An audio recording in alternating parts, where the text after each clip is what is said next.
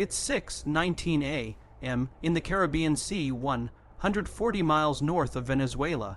The USS Ronald Reagan cuts through calm, shimmering waters, the dawn light reflecting off its massive deck and superstructure.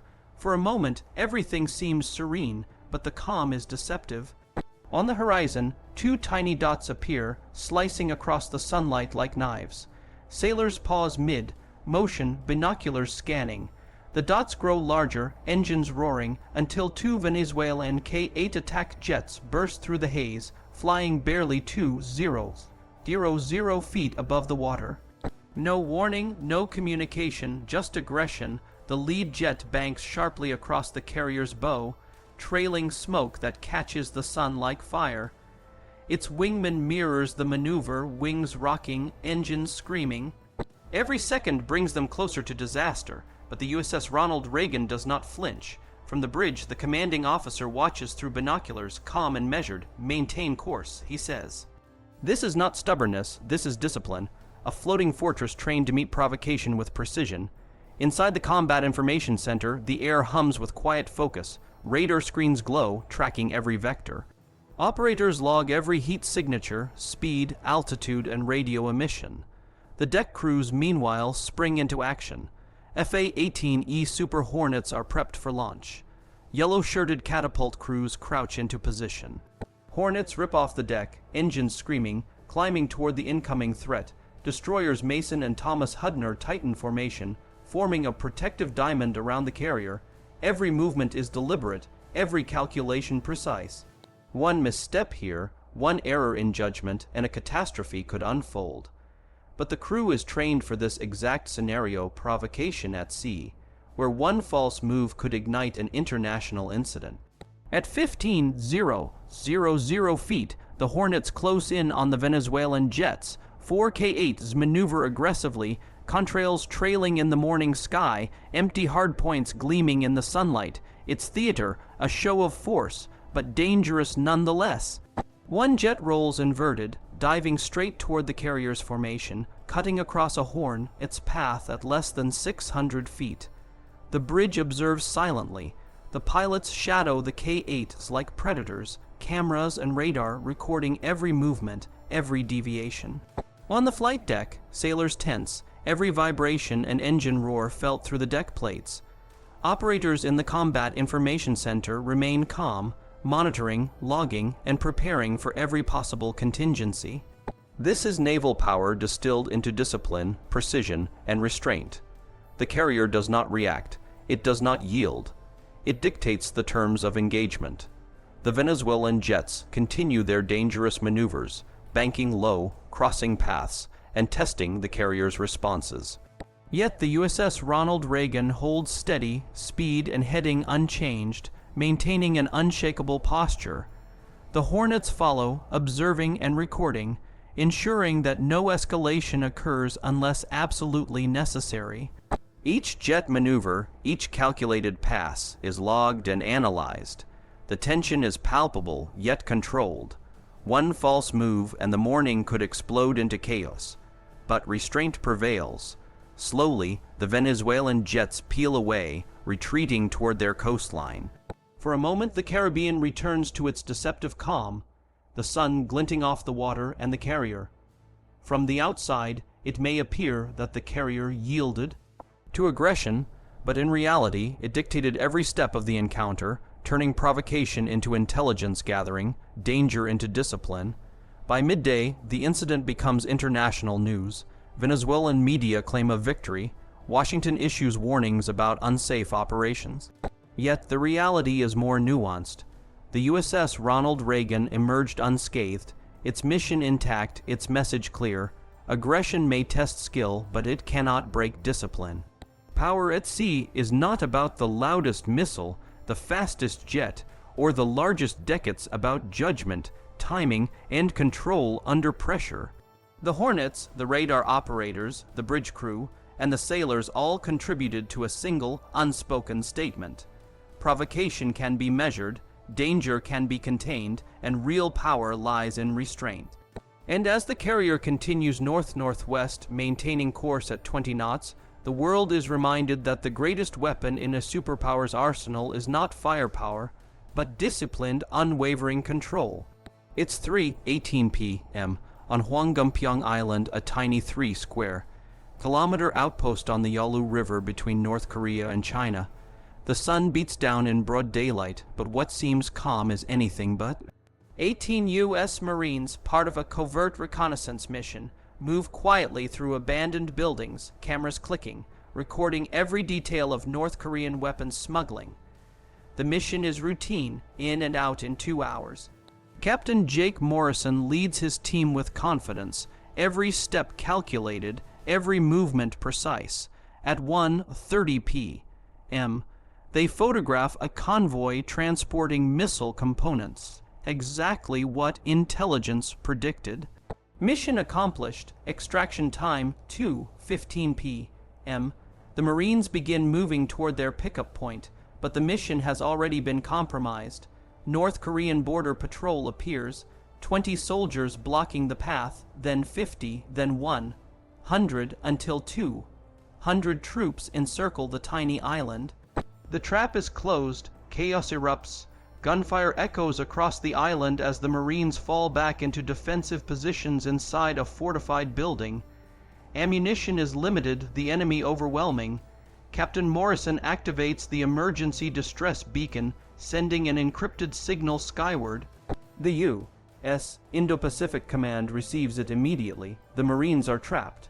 But not for long. The North Korean commander, confident in his propaganda victory, radios Pyongyang. 18 American Special Forces captured.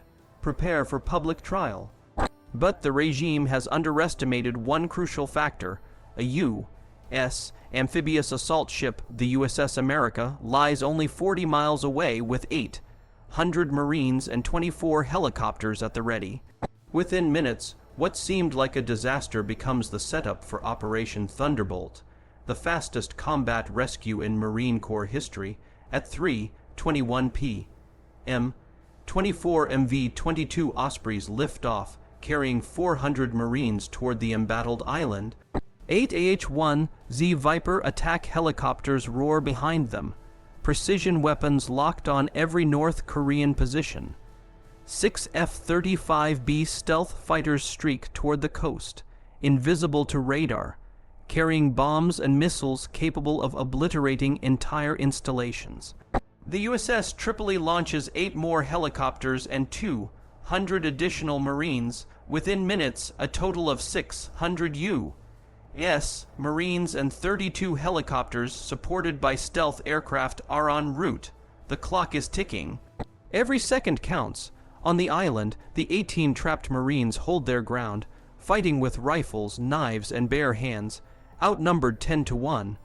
Mortars pound the building, walls collapse, and chaos threatens to consume them. But Captain Morrison remains calm.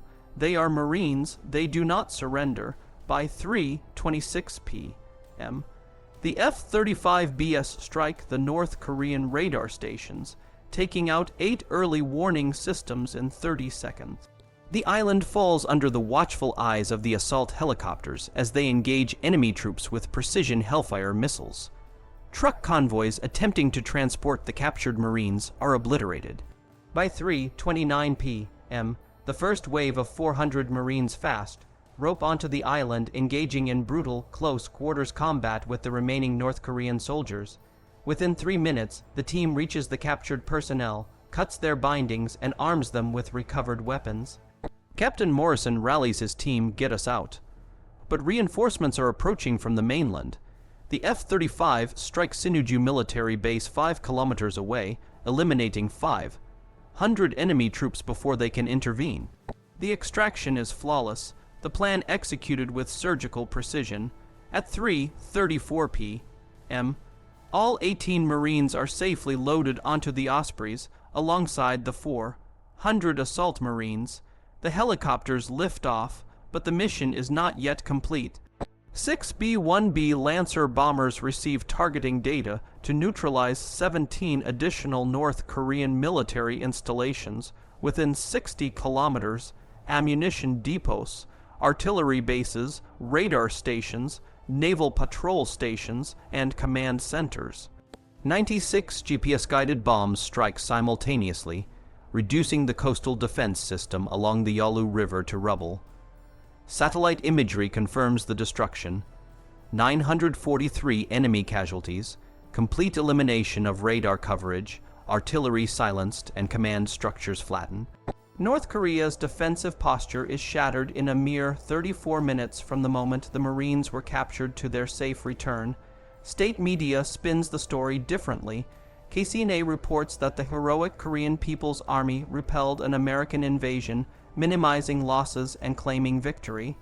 But reality tells a starkly different story. 18 Marines were captured for just 23 minutes, then rescued by a force of 600 Marines, supported by 32 helicopters and 6 stealth fighters, while 17 North Korean bases were obliterated. The message is clear: U.S. forces do not negotiate under fire. Capture may be temporary, but retribution is decisive, precise, and overwhelming. By 3:52 p.m., the operation concludes. Every Marine is accounted for, all personnel safe. The coastal defense system is annihilated, and the world witnesses the sheer speed, discipline, and dominance of U.S. military capability. North Korea learned the hard way: you can take Marines, but only for minutes, because the rescue force is always inbound and it does not wait.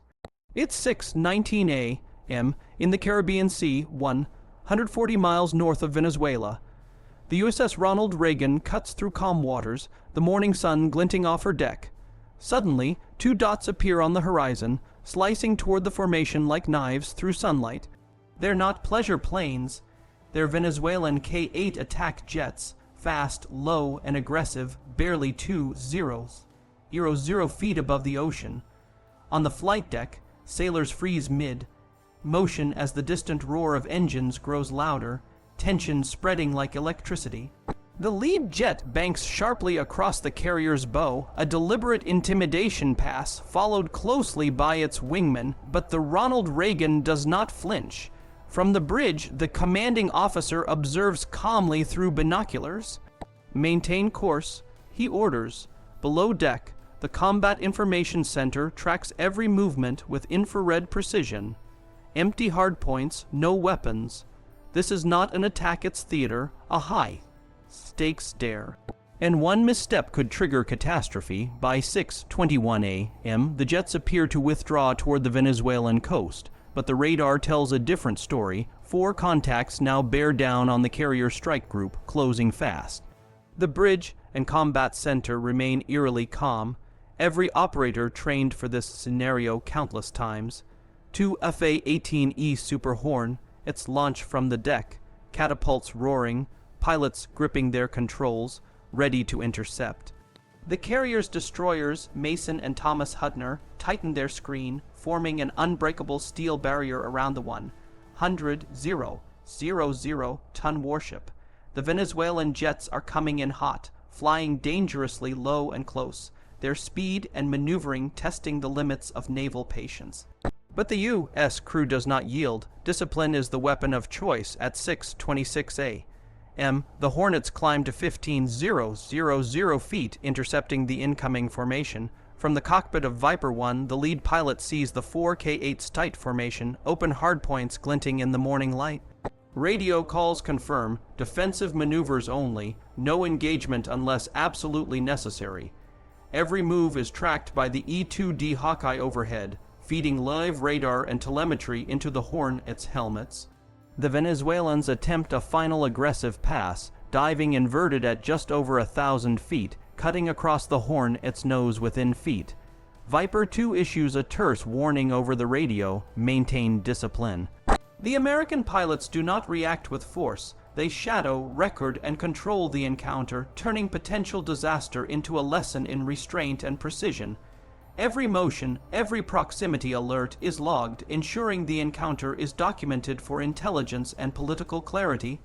As the jets continue their dangerous ballet, the bridge reports unsafe maneuvering. The destroyer's electronic warfare systems quietly jam enemy sensors, muddying targeting capabilities without escalating conflict. On deck, crews remain poised, hoses snapping, aircraft being refueled, all ready for a second scramble if necessary. The Venezuelan jet's final pass brings them within 600 feet of the carrier, engines roaring, wake turbulence whipping the ocean. The tension is palpable. One wrong move could ignite a real engagement, but then, almost anticlimactically, the K-8s peel away, banking eastward and southward, engines fading into the horizon. Silence descends over the carrier strike group, but vigilance does not relax. Every sensor, every camera, every radar feed remains locked on the departing aircraft. The encounter may appear over to the untrained eye, but for naval strategists, this is pure intelligence gathering and psychological dominance. By 6:37 a.m., the radar picture stabilizes. The Venezuelan jets are gone, but analysis continues. One jet had briefly pinged the carrier with targeting radar, a calculated probe that required no response, only observation. The Ronald Reagan maintains course, speed steady at 20 knots, projecting strength without aggression. By midday, Venezuelan state television airs grainy footage, claiming victory over the American carrier. Propaganda, the reality is starkly different. The carrier never turned, never yielded, and the horn, its restraint prevented escalation into international incident. For naval historians, this encounter is a masterclass in gray zone operations, a careful balance between deterrence and diplomacy, showing that real power at sea is not measured by how fast you fire, but by how wisely you hold your fire. Discipline, timing, and judgment, not speed or aggression, maintain the peace while asserting dominance. As the day progresses, Pentagon analysts review every frame, every heat signature, every maneuver. The data will feed future operations, training pilots, and commanding officers on the subtleties of maritime power. The incident underscores the truth. Provocation at sea is often a test of nerve. The Venezuelan jets wanted a reaction, a flicker of fear. The Ronald Reagan responded with silence, control, and meticulous observation. It is a quiet demonstration of the true might of a U.S. carrier strike group. Technology, the radar, sensors, and jets matters, but the ultimate weapon is judgment. One wrong move from either side could have turned this aerial ballet into catastrophe, yet the strike group held firm, proving that the loudest force on the ocean does not need to shout. It simply exists, disciplined and ready, and that is power enough.